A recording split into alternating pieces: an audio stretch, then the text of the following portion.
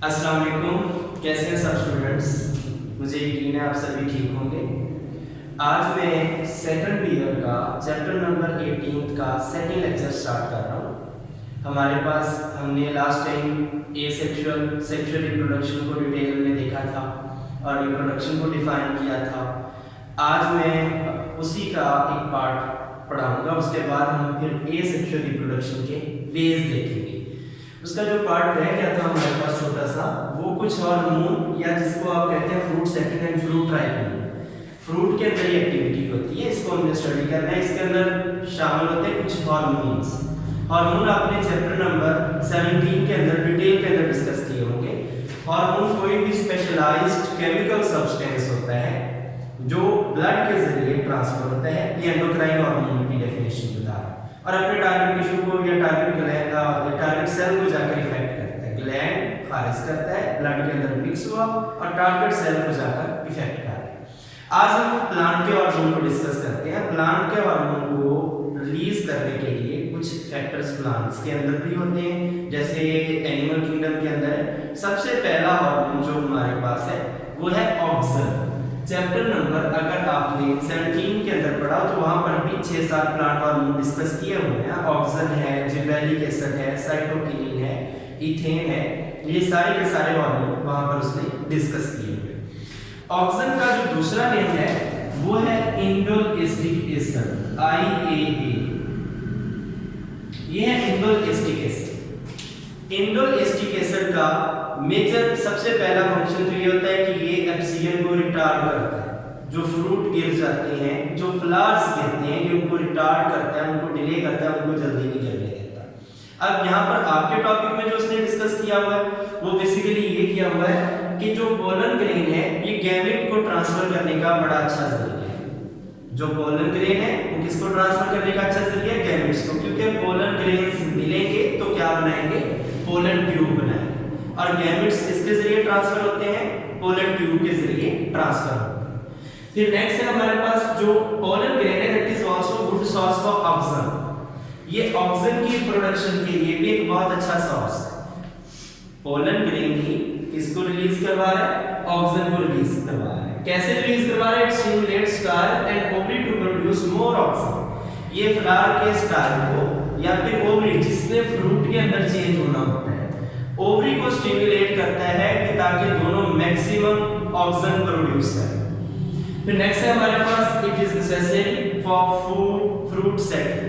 ये फ्रूट की सेटिंग के लिए नेसेसरी है। फ्रूट सेटिंग का मतलब होता है फ्रूट का ब्रांच के साथ स्ट्रॉन्ग कनेक्शन हो जाना, फ्रूट का ब्रांच के साथ कनेक्टेड रहना, उसका फॉल ना होना, एक्सियन को प्रिवेंट करता है। दैट्स मीन सेकंड मीन इसका ये हो सकता है।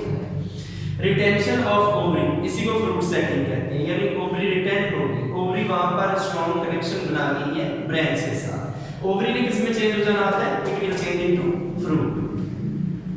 नेक्स्ट, विदाउट ऑक्सिन एप्सियन हो जाएगी, इसकी फ्लावर की भी एप्सियन हो जाएगी अगर ऑक्सिन नहीं होगा। इवन लीफ की भी एप्सियन होगी। एप्सियन का मतलब होता है गिर जाना, जिसे आप पंजाबी में टर्म यूज करते हैं केरा।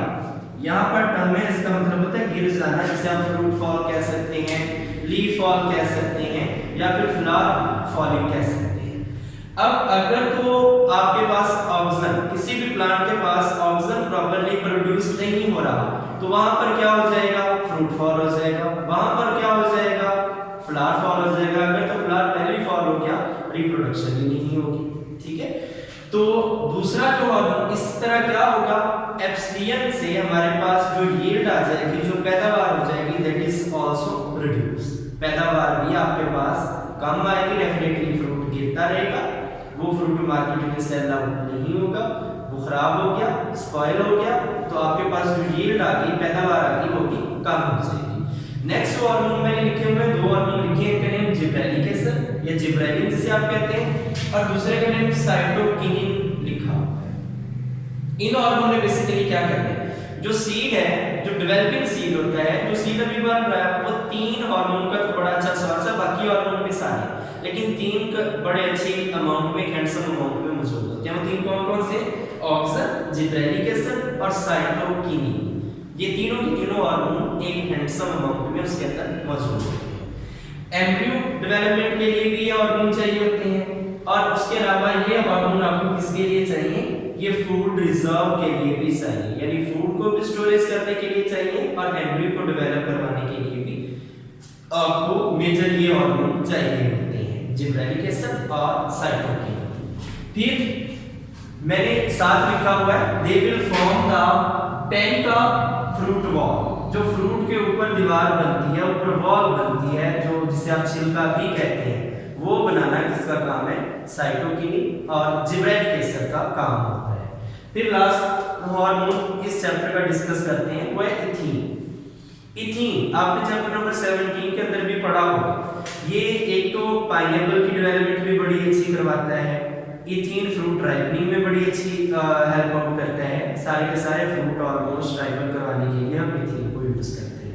इवन ये फ्लूइड फॉर्म में लैक्टिक्स, जिसे आप फ्लूइड रबर कहते हैं, उसके फ्लो को भी बढ़ाता है। यहाँ पर जो उसने इसका फंक्शन दिया हुआ है, ये रेस्पिरेटरी एक्टिविटी में हेल्प आउट करता है। सीड ने भी रेस्पिरेशन करनी होती है, फ्रूट ने भी रेस्पिरेशन करनी होती है, उनके पास माइन्यूट पोर्स होते हैं जिन्हें आप पिट्स भी कहते हैं, डिफरेंट नेम्स हैं उन पोर्स के।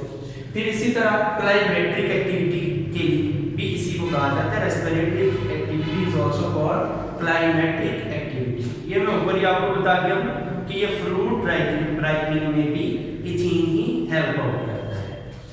फिर आज का हमारा जो मेन पोर्शन है वो है एसेक्सुअल रिप्रोडक्शन। उससे पहले मैं बता दूं, जो ये मैं आप लोगों को पढ़ा चुका हूं, ये ज्यादातर शॉर्ट क्वेश्चन के लिए इंपॉर्टेंट है, ये शॉर्ट में पूछा जाता है, एग्जामिनर आपसे शॉर्ट में पूछ लेता है।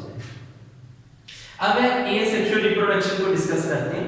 आपको पता है ये रिप्रोडक्शन वो है जिसमें ना तो गैमेट्स बनते हैं ना ही फ्यूज होते हैं, it is without fusion of gametes, से आप एसेक्सुअल रिप्रोडक्शन का नेम देते हैं। एनिमल में तो ये रिप्रोडक्शन जो आपके पास है ये लेस कॉमन है, एनिमल में ये रिप्रोडक्शन क्या है, लेस कॉमन है, लेकिन प्लांट्स के अंदर ये रिप्रोडक्शन मोर कॉमन है। एनिमल्स में किस किस के अंदर एसेक्सुअल रिप्रोडक्शन हो रही है वो आगे आपको बता दूंगा सारी। एनिमल किंगडम के अंदर अगर एसेक्सुअल रिप्रोडक्शन देखें तो आपके पास कुछ प्लेनेरिया हैं जिनके अंदर ये, बल्कि मेजॉरिटी ऑफ प्लेनेरिया है जिनके अंदर एसेक्सुअल रिप्रोडक्शन हो रही है, बाइनरी फिशन है, बडिंग है और बहुत सारे वेज है। ये एनिमल किंगडम के अंदर लेस कॉमन है, लेकिन प्लांट्स के अंदर मोर कॉमन होती है। सबसे पहला इसका वे जो मैंने लिखा हुआ वो पार्थिनोजेनेसिस, पहला वे इसका पार्थिनोजेनेसिस है। पार्थिनोजेनेसिस का मतलब होता है development of an animal without fertilisation, यानी जो गैमेट्स हैं उनकी फर्टिलाइजेशन, उनकी फ्यूजन के बगैर एक ऑर्गेनिज्म का बन जाना, उसे आप क्या कहते हैं, parthenogenesis, development of an egg without fertilisation. इससे रिप्रोडक्टिव रेट नॉर्मल रहेगा, जो रिप्रोडक्शन है वो आपको पता है एफिशिएंट होगी और जल्दी रिप्रोडक्शन होगी। एसेक्सुअल रिप्रोडक्शन वैसे ही क्या है, एक एडवांस वे है जिससे जो आपके पास रिप्रोडक्शन है वो क्या हो जाती है, बड़ी फास्ट हो जाती है, लेस टाइम में एक लार्ज पॉपुलेशन आपके सामने आ सकती है। ये आंट्स के अंदर है, बीज के अंदर है, वेस्ट के अंदर, बीज मक्खियां वेस्ट ब्रीड को कहते हैं, इनके अंदर ये कॉमन रिप्रोडक्शन की स्ट्रेटजी है। अब इसकी जो टाइप्स है पार्थिनोजेनेसिस की, वो दो टाइप्स हैं, एक हैप्लॉइड पार्थिनोजेनेसिस और एक डिप्लॉइड पार्थिनोजेनेसिस। डिप्लॉइड को बाद में डिस्कस करते हैं, पहले हम हैप्लॉइड को डिस्कस कर लें। हैप्लॉइड पार्थिनोजेनेसिस में one egg, that's mean haploid egg haploid organism में चेंज हो जाता है। आम तौर पर जो जाइगोट बनता है, जो सेक्सुअल रिप्रोडक्शन में बनता है, वो ट्वेन बनता है, वो डिप्लॉइड होता है और उसमें फ्यूजन भी होती है, तो स्पर्म फ्यूज होती है। यहाँ पर फ्यूजन नहीं हुई, अकेला एग है, उस एग से कंप्लीट ऑर्गेनिज्म बन गया, one egg change into one egg offspring, that's mean without any fusion, without any fertilization, haploid organism बन जाएगा। ये हनी बी के अंदर है, जिसे आप शहद की मक्खी कहते हैं। शहद की मक्खी के अंदर पहले मैं एक ओवरव्यू दे दूं, इन्हें सोशल बीज भी कहा जाता है। इनके अंदर बेसिकली जो पाए जाते हैं आपके पास ड्रोन्स, जो मेल होते हैं, चार टाइप की बीज ज्यादा होती है, क्वीन बीज, ड्रोन्स, वर्कर बीज और गार्ड बीज। ड्रोन जो होते हैं उन्हें नखट्टू कहा जाता है, वो मेल्स होते हैं, उनका काम जस्ट रिप्रोडक्शन में रोल प्ले करते हैं। बाकी जो वर्कर हैं, जो गार्ड है या क्वीन है, क्वीन एग ले कर रही है, वर्कर गार्ड अपना अपना टास्क परफॉर्म कर रहे हैं। तो जो ड्रोन्स होते हैं वो हैप्लॉइड पार्थिनोजेनेसिस से पैदा होते हैं, वन एग होते हैं, और इनके अंदर माइटोसिस के जरिए स्पेशल काइंड की माइटोसिस होती है जिसके जरिए इनके अंदर स्पर्म्स पैदा होते हैं और इनका काम जस्ट फीमेल बी को या क्वीन बी को स्पर्म देनी है, डोनेट करनी है। क्वीन बी दो टाइप के एग है, एक वो एग है जो फर्टिलाइज्ड होंगे, वो उनसे फीमेल ऑफस्प्रिंग होगी, एक वो एग होंगे जो अनफर्टिलाइज्ड है जिनके साथ स्पर्म फ्यूज नहीं हुए, उनसे नए ड्रॉन्स बन जाएंगे। वो इधर देखिए, ये मैंने लिखा हुआ है। सबसे पहले ड्रॉन मेल जो पैदा होते हैं, ड्रॉन्स पैदा होते हैं इनके अंदर, वो किसके जरिए पैदा होते हैं? अनफर्टिलाइज्ड एग से पैदा होते हैं, वन एंड एग से पैदा होते हैं, हैप्लॉइड एग से पैदा होते हैं। जो क्वीन बी है उसको स्पर्म्स मिलते हैं, उसने उन स्पर्म्स को एक स्पेशल पाउच के अंदर स्टोर कर दिया। उस पाउच के ऊपर वॉल मौजूद होता है। क्वीन बी है, उसको स्पर्म्स मिल रहे हैं, लेकिन कुछ एग्स अनफर्टिलाइज्ड रहेंगे। जो एग अनफर्टिलाइज्ड रहेंगे they will produce the drawn. Haploid है, हैप्लॉइड से क्या पैदा होंगे? ड्रॉन्स पैदा होंगे, मेल पैदा होंगे। अगर यही स्पर्म एग के साथ फ्यूज हो जाते हैं तो फीमेल पैदा होंगे, ड्रॉन पैदा होंगे। ड्रॉन के अंदर स्पर्म पैदा हो रहे हैं माइटोसिस के जरिए। ड्रॉन जो है किसी भी क्वीन बी को जब स्पर्म डोनेट करेगा तो क्वीन बी उस स्पर्म को अपनी पाउच के अंदर स्टोर कर देगी और उस पाउच के ऊपर एक वॉल्व मौजूद होती है। वॉल्व का मतलब होता है जो बैकफ्लो को भी प्रिवेंट करे, स्ट्रक्चर होता है, और एक किस्म का लिड, एक किस्म का ढक्कन मौजूद है। फिर फीमेल ने एग ले किए। अब जो एग है वो वन एंड हमेशा होते हैं, एक क्रोमोसोम होता है एग के पास। अगर तो एग के साथ स्पर्म फ्यूज हो गए, फर्टिलाइजेशन हो गई, तो 2n फीमेल बीज पैदा होंगे। अगर तो एग के साथ स्पर्म फ्यूज हो गए तो हमारे पास फर्टिलाइजेशन हो जाएगी, दैट्स मीन 2n बीज फीमेल बीज पैदा होंगे। और अगर यही एग 1n ही रह जाए, स्पर्म के साथ फ्यूजन नहीं हुई, तो ये अनफर्टिलाइज्ड रह गया, तो इस केस में 1n ड्रॉन पैदा होंगे, मेल्स पैदा होंगे, जिन्हें नखट्टू भी कहा जाता है। अब दूसरी फॉर्म पार्थिनोजेनेसिस की है, डिप्लॉइड पार्थिनोजेनेसिस। हैप्लॉइड का फिर से बता दूं, हैप्लॉइड में 1n ऑर्गेनिज्म बन रहा है 1n एग से। यहाँ पर 2n ऑर्गेनिज्म बन रहा है 2n एग से, दैट्स मीन है कि 2n है, उसे स्पर्म की जरूरत नहीं है। अगर 1n एग होता, 1n आपके पास स्पर्म होता, दोनों फ्यूज होते, तो हमारे पास 2n ऑर्गेनिज्म बनता। यहाँ पर 2n एग आया है, उसी से यानी डिप्लॉइड एग जिसे आप कहते हैं वो है, उसे डिप्लॉइड ऑर्गेनिज्म ही बन जाए, तो उसको आप डिप्लॉइड पार्थिनोजेनेसिस कहते हैं। यानी डिप्लॉइड एग से क्या बन रहा है? डिप्लॉइड ऑफस्प्रिंग बन रहा है। ये एफिड के अंदर, एफिड एक तेला है जो वॉलनट या दूसरे प्लांट के ऊपर अटैक करता है और जाइलम जूस को सक करता है। एफिड फीमेल होते हैं, ये तेले क्या होते हैं? ज्यादातर फीमेल होते हैं, क्योंकि 2n इनके पास है कि उससे 2n ऑफस्प्रिंग पैदा हो जाना है जो कि फीमेल है। एफिड है, एफिड एग ले करती है, उस एग में स्पेशल काइंड की मियोसिस होती है, क्रोमोसोम नॉन डिसेक्शन होती है, दैट्स मीन ये जो क्रोमोसोम होते हैं ये एक दूसरे से सेपरेट नहीं हुए। इस केस में क्रोमोसोम एक दूसरे के साथ अटैच है। आम कंडीशन में क्रोमोसोम मियोसिस में जाकर एक दूसरे से डिसइंटीग्रेट हो जाते हैं। मियोसिस का मतलब ये होता है क्रोमोसोम का 1/2 रिड्यूस हो गया। यहाँ पर रिडक्शन नहीं हुई, क्रोमोसोम एक दूसरे से सेपरेट नहीं हुए, नेक्स्ट डॉटर सेल के पास चले। वहां से क्या होगा? नॉन डिसेक्शन की वजह से 2n फीमेल बन जाएगी, हमारे पास क्या प्रोड्यूस हो जाएगी? डिप्लॉइड फीमेल प्रोड्यूस हो जाएगी। ये था यहाँ तक का टॉपिक। अब नेक्स्ट में स्टार्ट हम डिस्कस कर रहे हैं पार्थिनोजेनेसिस इन प्लांट्स। प्लांट्स के अंदर भी पार्थिनोजेनेसिस की फॉर्म्स होती हैं, जिसके अंदर हमारे पास एक पार्थिनोकार्पी भी पार्थिनोजेनेसिस की ही फॉर्म है। पार्थिनोकार्पी में बेसिकली होता क्या है? कोई भी फ्रूट है उसकी फर्टिलाइजेशन नहीं होती, सीड नहीं बनता, सीड के बिना फ्रूट का बन जाता, दैट इज कॉल्ड पार्थिनोकार्पी। इसकी एक फॉर्म है एपोमिक्सिस। एपोमिक्सिस को देखते हैं, ये प्लांट्स के अंदर पार्थिनोजेनेसिस की एक मॉडिफाइड फॉर्म है, एक स्पेशल फॉर्म है। इस केस में होता क्या है? जो डिप्लॉइड सेल है, जो ओव्यूलर सेल था, डिप्लॉइड सेल था, वो किसी भी फंक्शनल मेगास्पोर के बिना किसमें चेंज हो जाता है? It will change into embryo. यानी 2n ओव्यूलर सेल था, डिप्लॉइड सेल था, वो 2n एम्ब्रियो के अंदर चेंज हो गया, उसने फंक्शनल मेगास्पोर को यूटिलाइज नहीं किया। और इस केस में होता है क्या? मेल गैमेट से टोटली एब्सेंट था, जो बाकी सेल हैं ओव्यूल के, they will change into seed. Ovule के बाकी सेल किस में चेंज हो जाएंगे? सीड के अंदर। और ओवरी किस में चेंज हो जाएगी? फ्रूट के अंदर चेंज हो जाएगी। मैंने आपको मिक्सिस का बताया, प्लांट के अंदर जो स्पेशलाइज्ड डिप्लॉयड ओव्यूलर सेल था वो एम्ब्रियो के अंदर चेंज हो गया। मेल गैमेट्स यहाँ पर मौजूद नहीं है। और जो बाकी ओव्यूल के सेल है वो किस में चेंज हो गए? सीड के अंदर, क्योंकि ओव्यूल ने क्या बनाना होता है? सीड। और ओवरी राइबन होकर क्या बना देती है? That will change into fruit. ये तो थी एक पार्थिनोजेनेसिस की फॉर्म। जो सेकंड एसेक्सुअल रिप्रोडक्शन का मेथड होता है वो ट्विन्स है। ट्विन्स दोनों तरह से बनते हैं। ट्विन एसेक्सुअल रिप्रोडक्शन से भी बनते हैं और सेक्सुअल रिप्रोडक्शन से भी बनते हैं। जो एसेक्सुअल ट्विन्स होते हैं वो बेसिकली आपके पास आइडेंटिकल होते हैं। आइडेंटिकल का मतलब सेम। और जो सेक्सुअल रिप्रोडक्शन से बनते हैं वो नॉन आइडेंटिकल होते हैं, जिन्हें आप फ्रेटर्नल ट्विन्स भी कहते हैं। That's mean they are different from each other. अब सबसे पहले देखें जो हाई वर्टिब्रेट है, जैसा कि इंसान के अंदर भी ट्विन्स बन सकते हैं जिनका जेनेटिक कॉम्प्लीमेंट, जेनेटिक मेकअप क्या होगा? सेम होगा। इंसान या कोई भी वर्टिब्रेट है उसके अंदर जब जाइगोट में क्लीवेज होती है, सबसे पहले अगर स्पर्म फ्यूज होते हैं, अगर स्पर्म फ्यूज हुए क्या होता है? जाइगोट। जाइगोट के अंदर क्लीवेज होती है। जब क्लीवेज होती है तो इसमें किसमें चेंज होना होता है? एम्ब्रियो के अंदर। जाइगोट, जाइगोट से आगे क्या बनता होता है? एम्ब्रियो। जाइगोट के अंदर क्लीवेज हुई तो इसके सेल के अंदर डिवीजन हुई, माइटोटिक डिवीजन। कौन सी डिवीजन हुई? माइटोटिक डिवीजन हुई।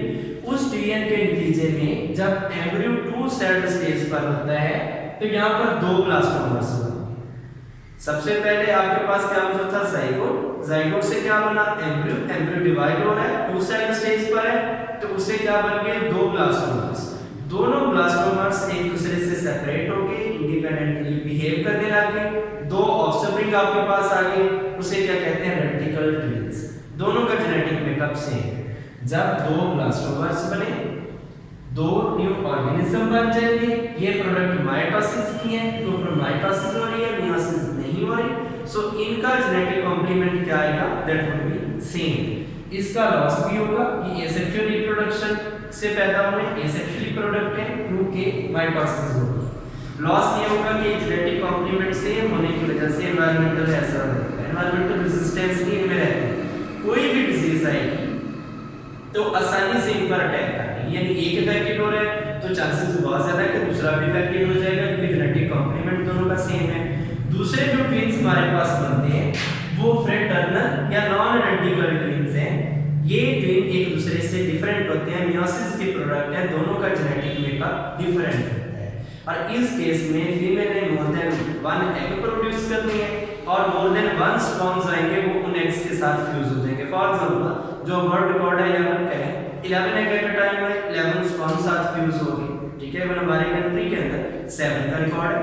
अच्छा, अब सबसे पहले देखते हैं जो फ्रेटर्नल ट्विन्स हैं, इस केस में मोर देन 1 एग प्रोड्यूस होते हैं and the egg fertilised by more than 1 sperms.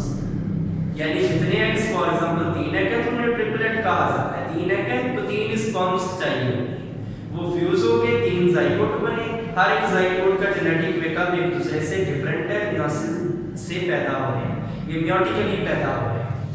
अब देखिए 2 या 2 से ज्यादा जाइगोट है, डिफरेंट जेनेटिक कॉम्प्लीमेंट हो जाएगा। और इन ट्विन्स को अगर 2 है तो इन्हें ट्विन्स कहा जाएगा, 3 है तो ट्रिपलेट्स कहा जाएगा। इन्हें फ्रेटर्नल ट्विन्स भी कहते हैं और इनका जेनेटिक मेकअप एक दूसरे से डिफरेंट है। They are sexually produced and they are also meiotically produced. इनके अंदर मियोसिस हुई है, जेनेटिक कॉम्प्लीमेंट चेंज हो गया है, सो इनके अंदर मैक्सिमम जेनेटिक वेरिएशन, इनका जेनेटिक मेकअप एक दूसरे से मैक्सिमम डिफरेंट है। उसका बेनिफिट क्या होगा? उसका बेनिफिट ये है कि एनवायरमेंटल रेजिस्टेंस मैक्सिमम है।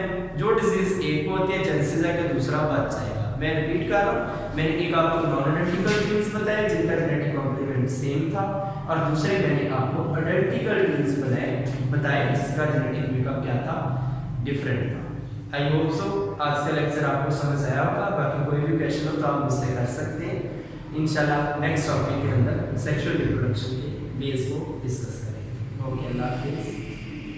हम डिस्कस कर रहे हैं पार्थेनोजेनेसिस इन प्लांट्स। प्लांट्स के अंदर भी पार्थेनोजेनेसिस की फॉर्म्स होती हैं जिसके अंदर हमारे पास एक पार्थिनोकार्पी भी पार्थिनोजेनेसिस की ही फॉर्म है। पार्थिनोकार्पी में बेसिकली होता क्या है, कोई भी फ्रूट है उसकी फर्टिलाइजेशन नहीं होती, सीड नहीं बनता, सीड के बिना फ्रूट का बन जाता, दैट इज कॉल्ड पार्थिनोकार्पी। इसकी एक फॉर्म है एपोमिक्सिस। एपोमिक्सिस को देखते हैं, ये प्लांट्स के अंदर पार्थिनोजेनेसिस की एक मॉडिफाइड फॉर्म है, एक स्पेशल फॉर्म है। इस केस में होता क्या है, जो डिप्लॉयड सेल है, जो ओव्यूलर सेल था, डिप्लॉयड सेल था, वो किसी भी फंक्शनल मेगास्पोर के बिना किसमें चेंज हो जाता है, it will change into embryo. यानी 2n ओव्यूलर सेल था, डिप्लॉयड सेल था, वो 2n एम्ब्रियो के अंदर चेंज हो गया, उसने फंक्शनल मेगास्पोर को यूटिलाइज नहीं किया। और इस केस में होता है क्या, मेल गैमेट्स तो टोटली एब्सेंट था, जो बाकी सेल हैं ओव्यूल के, they will change into seed. Ovule के बाकी सेल किसमें चेंज हो जाएंगे, सीड के अंदर, और ओवरी किसमें चेंज हो जाएगी, फ्रूट के अंदर चेंज हो जाएगी। मैंने आपको मिक्सिस का बताया, प्लांट के अंदर जो स्पेशलाइज्ड डिप्लॉयड ओव्यूलर सेल था वो एम्ब्रियो के अंदर चेंज हो गया, मेल गैमेट्स यहां पर मौजूद नहीं है, और जो बाकी ओव्यूल के सेल है वो किसमें चेंज हो गए, सीड के अंदर, क्योंकि ओव्यूल ने क्या बनाना होता है, सीड, और ओवरी राइपन होकर क्या बना देती है, that will change into fruit. ये तो थी एक पार्थिनोजेनेसिस की फॉर्म। जो सेकंड एसेक्सुअल रिप्रोडक्शन का मेथड होता है वो ट्विन्स है। ट्विन्स दोनों तरह से बनते हैं, ट्विन एसेक्सुअल रिप्रोडक्शन से भी बनते हैं और सेक्सुअल रिप्रोडक्शन से भी बनते हैं। जो एसेक्सुअल ट्विन्स होते हैं वो बेसिकली आपके पास आइडेंटिकल होते हैं, आइडेंटिकल का मतलब सेम, और जो सेक्सुअल रिप्रोडक्शन से बनते हैं वो नॉन आइडेंटिकल होते हैं, जिन्हें आप फ्रेटर्नल ट्विन्स भी कहते हैं, that's mean they are different from each other. अब सबसे पहले देखें जो हाई वर्टिब्रेट है, जैसा कि इंसान के अंदर भी ट्विन्स बन सकते हैं, जिनका जेनेटिक कॉम्प्लीमेंट, जेनेटिक मेकअप क्या होगा, सेम होगा। इंसान या कोई भी वर्टिब्रेट है उसके अंदर जब जाइगोट में क्लीवेज होती है, सबसे पहले अगर स्पर्म फ्यूज होते हैं, अगर स्पर्म फ्यूज हुए क्या होता है, जाइगोट। जाइगोट के अंदर क्लीवेज होती है, जब क्लीवेज होती है तो इसमें किसमें चेंज हो रहा होता है, एम्ब्रियो के अंदर। जाइगोट, जाइगोट से आगे क्या बनता होता है, एम्ब्रियो। जाइगोट के अंदर क्लीवेज हुई तो इसके सेल के अंदर डिवीजन हुई, माइटोटिक डिवीजन। कौन सी डिवीजन हुई, माइटोटिक डिवीजन हुई। उस डिवीजन के नतीजे में जब एम्ब्रियो 2 सेल्ड स्टेज पर होता है तो यहाँ पर 2 ब्लास्टोमर्स बने। सबसे पहले आपके पास क्या मौजूद था, जाइगोट, जाइगोट से क्या बना, एम्ब्रियो, एम्ब्रियो डिवाइड हो रहा है, 2 सेल्ड स्टेज पर है तो उससे क्या बन गए, 2 ब्लास्टोमर्स। दोनों ब्लास्टोमर्स एक दूसरे से सेपरेट हो गए, इंडिपेंडेंटली बिहेव करने लगे, 2 ऑफस्प्रिंग आपके पास आ गए, उसे क्या कहते हैं, रेडिकल ट्विन्स। दोनों का जेनेटिक मेकअप सेम है। जब 2 ब्लास्टोमर्स बने, 2 न्यू ऑर्गेनिज्म बन जाएंगे। ये प्रोडक्ट माइटोसिस की है, तो फिर माइटोसिस हो रही है, मियोसिस नहीं हो रही, सो इनका जेनेटिक कॉम्प्लीमेंट क्या आएगा, दैट वुड बी सेम। इसका लॉस भी होगा, ये एसेक्सुअल रिप्रोडक्शन से पैदा हुए एसेक्सुअली प्रोडक्ट है, क्योंकि माइटोसिस होगा। लॉस ये होगा कि जेनेटिक कॉम्प्लीमेंट सेम होने की वजह से एनवायरमेंटल हैजर्ड होता है, एनवायरमेंटल रेजिस्टेंस भी इनमें रहती है। कोई भी डिजीज आएगी तो आसानी से इन पर अटैक करेगी, यानी एक इफेक्टेड हो रहा है तो चांसेस बहुत ज्यादा है कि दूसरा भी इफेक्टेड हो जाएगा, क्योंकि जेनेटिक कॉम्प्लीमेंट दोनों का सेम है। दूसरे जो ट्विन्स हमारे पास बनते हैं वो फ्रेटर्नल या नॉन आइडेंटिकल ट्विन्स हैं। ये ट्विन एक दूसरे से डिफरेंट होते हैं, मियोसिस के प्रोडक्ट हैं, दोनों का जेनेटिक मेकअप डिफरेंट होता है। और इस केस में फीमेल ने मोर देन 1 एग प्रोड्यूस करनी है और मोर देन 1 स्पर्म्स आएंगे, वो उन एग्स के साथ फ्यूज हो जाएंगे। फॉर एग्जांपल जो वर्ल्ड रिकॉर्ड है 11 का है, 11 एग एट अ टाइम में 11 स्पर्म साथ फ्यूज हो गए, ठीक है, वो हमारे कंट्री के अंदर 7 का रिकॉर्ड है। अच्छा, अब सबसे पहले देखते हैं जो फ्रेटर्नल ट्विन्स हैं, इस केस में मोर देन 1 एग प्रोड्यूस होते हैं and the egg fertilized by more than 1 sperms, यानी जितने एग्स, फॉर एग्जांपल 3 एग है तो उन्हें ट्रिपलेट कहा जाता है। 3 एग है तो 3 स्पर्म्स चाहिए, वो फ्यूज हो गए, 3 जाइगोट बने। हर एक जाइगोट का जेनेटिक मेकअप एक दूसरे से डिफरेंट है, मियोसिस से पैदा हो रहे हैं, ये मियोटिकली पैदा हो रहे हैं। अब देखें 2 या 2 से ज्यादा जाइगोट है, डिफरेंट जेनेटिक कॉम्प्लीमेंट हो जाएगा, और इन ट्विन्स को अगर 2 है तो इन्हें ट्विन्स कहा जाएगा, 3 है तो ट्रिपलेट्स कहा जाएगा। इन्हें फ्रेटर्नल ट्विन्स भी कहते हैं और इनका जेनेटिक मेकअप एक दूसरे से डिफरेंट है। They are sexually produced and they are also meiotically produced, इनके अंदर मियोसिस हुई है, जेनेटिक कॉम्प्लीमेंट चेंज हो गया है, सो इनके अंदर मैक्सिमम जेनेटिक वेरिएशन, इनका जेनेटिक मेकअप एक दूसरे से मैक्सिमम डिफरेंट है। उसका बेनिफिट क्या होगा? उसका बेनिफिट ये है कि एनवायरमेंटल रेजिस्टेंस मैक्सिमम है, जो डिजीज एक को होती है चांसेस है कि दूसरा बच जाएगा। मैं रिपीट कर रहा हूँ, मैंने एक आपको नॉन आइडेंटिकल ट्विंस बताए जिनका जेनेटिक कॉम्प्लीमेंट सेम था, और दूसरे मैंने आपको आइडेंटिकल ट्विंस बताए जिसका जेनेटिक मेकअप क्या था, डिफरेंट था। आई होप सो आज का लेक्चर आपको समझ आया होगा। बाकी कोई भी क्वेश्चन हो तो आप मुझसे कर सकते हैं। इंशाल्लाह नेक्स्ट टॉपिक के अंदर सेक्सुअल रिप्रोडक्शन के बेस को डिस्कस करेंगे। ओके, अल्लाह हाफिज़।